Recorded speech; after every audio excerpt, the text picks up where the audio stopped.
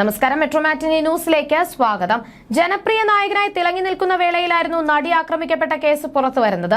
ദിലീപിന്റെ പേരും ഉയർന്നു കേട്ടതോടെ നടനെ അനുകൂലിക്കുന്നവരും പ്രതികൂലിക്കുന്നവരും രംഗത്തെത്തിയിരുന്നു. പലരും പരസ്യമായി തന്നെയാണ് നടനൊപ്പം നിന്നത്. ചിലരാകട്ടെ ദിലീപിനെ എതിർത്തതുകൊണ്ടാണ് നിന്നിരുന്നത്. ഇതിലൊന്നും അഭിപ്രായം പറയാതെ നിന്നവരും ഏറെയുണ്ട്. ഇപ്പോൾ കേസിലെ വിചാരണ നടപടികൾ അവസാന ഘട്ടത്തിലേക്ക് കടന്നിരിക്കുകയാണ്. നടിയെ ആക്രമിക്കാൻ കൊട്ടേഷൻ നൽകിയത് നടൻ ദിലീപ് തന്നെയെന്ന് ആവർത്തിച്ച് മുഖ്യപ്രതി പൾസർ സുനി. റിപ്പോർട്ടർ ടിവിയുടെ സ്റ്റിംഗ് ഓപ്പറേഷനിടെയാണ് സുനിയുടെ വെളിപ്പെടുത്തൽ.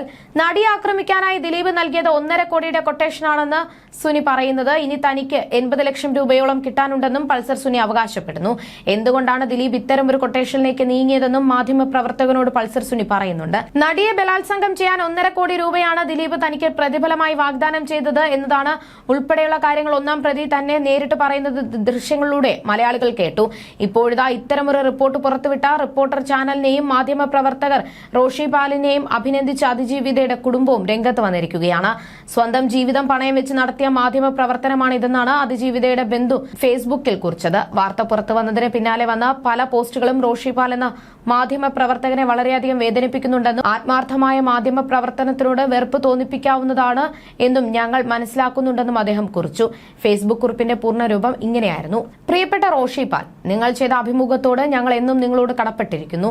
സ്വന്തം ജീവിതം പണയം വെച്ച് മാധ്യമ പ്രവർത്തനം നടത്തുന്ന ഒരു വ്യക്തിക്ക് ലഭിക്കുന്ന പാരിതോഷികങ്ങളായാണ് ഇവയെല്ലാം ഞാൻ നോക്കിക്കാണുന്നത്. പല പോസ്റ്റുകളും റോഷി പാൽ എന്ന മാധ്യമ പ്രവർത്തകനെ വളരെയധികം വേദനിപ്പിക്കുന്നുണ്ടെന്നും ആത്മാർത്ഥമായ മാധ്യമ പ്രവർത്തനത്തിനോട് വെറുപ്പ് തോന്നിപ്പിക്കാവുന്നതുമാണ് എന്നും ഞങ്ങൾ മനസ്സിലാക്കുന്നുണ്ട്. ധീരമായ താങ്കളുടെ ഈ അഭിമുഖം കൊണ്ട് പലരുടെയും കാഴ്ചപ്പാടിന് മാറ്റം വന്നതിന്റെ സൂചനകൾ ഞങ്ങൾക്ക് പ്രത്യക്ഷമായും പരോക്ഷമായും ലഭിക്കുന്നുണ്ടെന്ന് കൂടി താങ്കളെ അറിയിക്കട്ടെ. അതിന്റെ എല്ലാം പ്രതിഫലമായാണ് ഞാൻ ഈ പോസ്റ്റുകളെ കാണുന്നത്. തുടർന്നും ധീരമായ പോരാട്ടങ്ങൾ നടത്തുന്നതിന് റോഷി പാലിന് ആർജവും ഉണ്ടാകട്ടെ എന്ന് ആശംസിക്കുന്നു. അതേസമയം നടിയെ ആക്രമിക്കാൻ കൊട്ടേഷൻ നൽകിയതിന് പിന്നിൽ നടൻ ദിലീപിന്റെ കുടുംബം തകർത്തതിന്റെ വൈരാഗ്യമാണെന്നും പൾസർ സുനി വെളിപ്പെടുത്തിയിരുന്നു. ബലാത്സംഗത്തിലൂടെ അതിജീവിതയെ പൂട്ടുകയായിരുന്നു ലക്ഷ്യമെന്നും അതിക്രമം നടക്കുമ്പോൾ താൻ ദിലീപിന്റെ നിരീക്ഷണത്തിലായിരുന്നു എന്നുമാണ്. എന്താണ് സംഭവിക്കാൻ പോകുന്നത് എന്നതിനെക്കുറിച്ച് അതിജീവിതയ്ക്ക് അറിയാം. അതിക്രമം ഒഴിവാക്കാൻ പണം തരാമെന്ന് നടി വാഗ്ദാനം ചെയ്തിരുന്നു. ആ പണം വാങ്ങിയിരുന്നുവെങ്കിൽ ജയിലിൽ പോകാതിരിക്കാമായിരുന്നു. എന്നാൽ താൻ അതിന് തയ്യാറായില്ലെന്നും പൾസർ സുനി അവകാശപ്പെട്ടു. അതേസമയം നടി ആക്രമിക്കപ്പെട്ട കേസ് അവസാന ഘട്ടത്തിലേക്ക് കടന്നിരിക്കുകയാണ്. കേസ് ആരംഭിച്ച് 7 വർഷം പിന്നിടുന്നു. ഇതിനിടെ ദിലീപ് ഈ കേസിന്റെ പേരിൽ ജയിൽ ശിക്ഷ അനുഭവിക്കുകയും ഉണ്ടായി. വീണ്ടും ദിലീപിന് തിരിച്ചടി കിട്ടിയിരിക്കുകയാണ്. കേസിൽ CBI അന്വേഷണം ആവശ്യപ്പെട്ടുള്ള ഹർജി ഹൈക്കോടതി ഡിവിഷൻ ബെഞ്ചും തള്ളി. വിചാരണ അവസാന ഘട്ടത്തിലെന്ന് നിരീക്ഷിച്ചാണ് നടപടി. ജസ്റ്റിസുമാരായ P. കൃഷ്ണകുമാർ, A. മുഹമ്മദ് മുസ്താഖ് എന്നിവരുടേതാണ് വിധി. നേരത്തെ സിംഗിൾ ബെഞ്ചിനെയും ദിലീപ് സമീപിച്ചിരുന്നു. എന്നാൽ സിംഗിൾ ബെഞ്ച് ഹർജി നിരസിച്ചതിന് പിന്നാലെ ഡിവിഷൻ ബെഞ്ചിന് അപ്പീൽ നൽകുകയായിരുന്നു.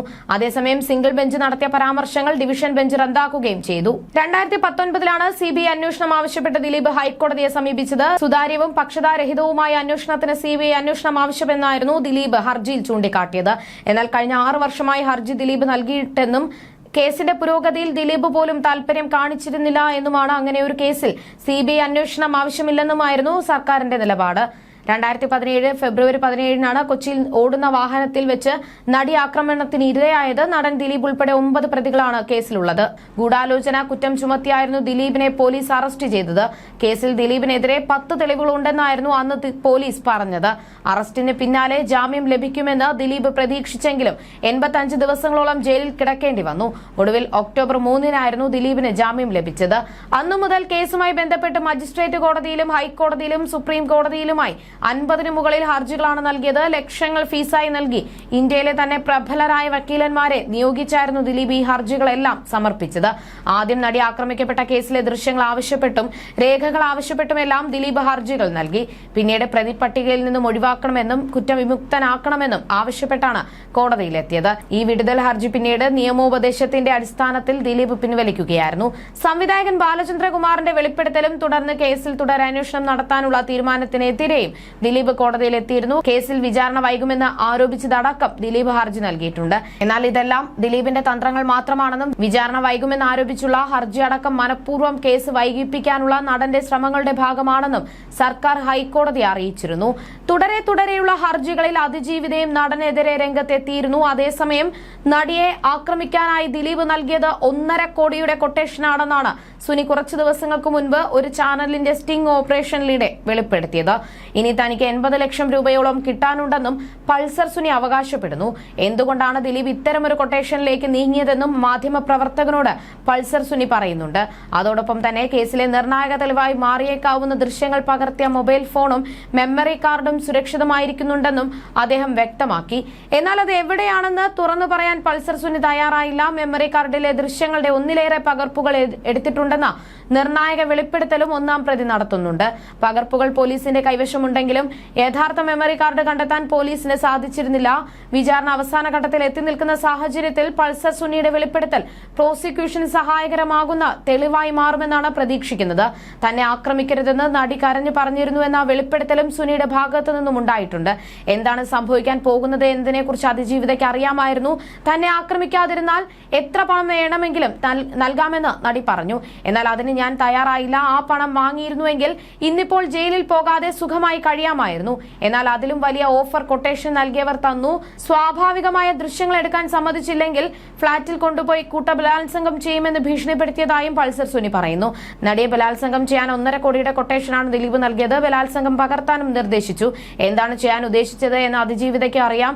അതിക്രമം ഒഴിവാക്കാൻ എത്ര കാശും തരാമെന്ന് അതിജീവിത പറഞ്ഞു. ആ പണം വാങ്ങിയിരുന്നുവെങ്കിൽ ജയിലിൽ പോകാതെ രക്ഷപ്പെടാമായിരുന്നു. തന്റെ കുടുംബം തകർത്തതിലെ വൈരാഗ്യമായിരുന്നു ദിലീപിന്. അക്രമം നടക്കുമ്പോൾ ഞാൻ ദിലീപിന്റെ നിരീക്ഷണത്തിലായിരുന്നു. ഏതാണ്ട് 2 മണിക്കൂർ നേരമാണ് നടിയെ മാനസികമായും ശാരീരികമായും ഉപദ്രവിച്ചത്. പലതവണ ആക്രമിച്ച് ദൃശ്യങ്ങൾ പകർത്തി ബലാത്സംഗത്തിലൂടെ അതിജീവിതയെ പൂട്ടുകയായിരുന്നു ലക്ഷ്യമെന്നുമാണ് പൾസർ സുനി വെളിപ്പെടുത്തിയിരിക്കുന്നത്. ഇതിനു മുൻപും സമാനമായ രീതിയിലുള്ള കൃത്യം ചെയ്തിട്ടുണ്ടെന്നാണ് പൾസർ സുനി പറയുന്നത്. എന്നാൽ അവർ ആരും കേസിന് പോയില്ല. എല്ലാം ഒത്തുതീർപ്പിൽ എത്തുകയായിരുന്നു. അതൊന്നും ദിലീപ് പറഞ്ഞിട്ടായിരുന്നില്ല എന്നും സുനി പറഞ്ഞിരുന്നു. ഈ കേസിലെ സത്യം അറിയാൻ ഇനി അധിക നാൾ കാത്തിരിക്കേണ്ട. അതിജീവിതയെ ഉപദ്രവിച്ച വ്യക്തി ദിലീപ് ചെയ്യിച്ചതാണെന്ന് പറഞ്ഞ് അദ്ദേഹത്തെ കൂടി കുടുക്കാൻ ശ്രമിക്കുകയാണ്. പൾസർ സുനി വീണ്ടും വെളിപ്പെടുത്തുകയല്ല, മറിച്ച് ദിലീപിനെ വീണ്ടും പെടുത്താൻ ശ്രമിക്കുകയാണെന്നാണ് ദിലീപിന് വേണ്ടി ചാനലുകളിൽ സംസാരിക്കാറുള്ള രാഹുൽ ഈശ്വർ പറഞ്ഞിരുന്നത്.